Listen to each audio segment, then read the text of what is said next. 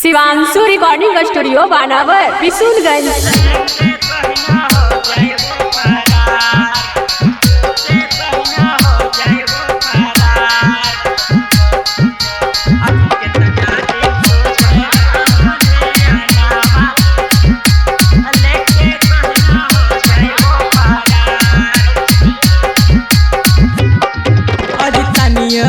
से कराही भाउरी अहिरा के बेटावा से प्यार। अज तनियो को से कराही भाउरी अहिरा के बेटावा से प्यार। कितना दिन तू देवा हो दिया नामा लेके कहीं न हो जाइबो फरार। अज कितना दिन तू देवा हो दिया नामा लेके कहीं न हो जाइबो फरार। अज तनियो को से कराही भाउरी अहिरा के बेटावा से प्यार। अज तनियो को से कराही भाउरी अहिरा के बेटावा से प्यार। कितना दिन तू देवा हो दिया नामा लेके कहीं न हो जाइबो फरार। अज कितना दिन तू देवा हो दिया नामा लेके कहीं न हो जाइबो फरार। लेके कहीं न हो जाइबो फरार।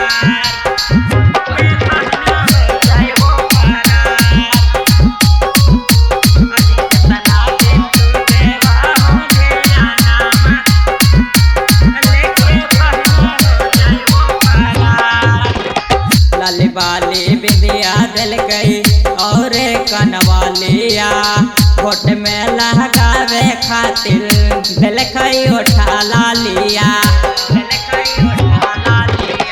लाली बाली बिंदिया दिल गई कन के कनवालिया होठ में लहकावे खातिर दिल गई उठा लालिया। हज मिले ला बोलावा है कई हमारा छाउरा जहानाबाद बाजार। अज मिलेला बोलावा है कई हमारा छाउरा जहानाबाद बाजार। कितना दिन तू देवा धिया नामा लेके कहीं न हो जाइबो फरार। कितना दिन तू देवा धिया नामा लेके कहीं न हो जाइबो फरार।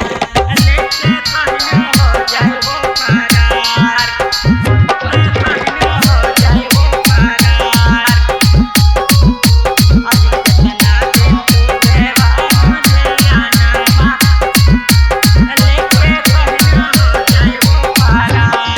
राइटर भारत भौजी नाम हैला भरावा धंजय सने पूछे हमर समाचारवा। राइटर भारत भौजी नाम हैला भरावा धंजय सने पूछे हमर समाचारवा।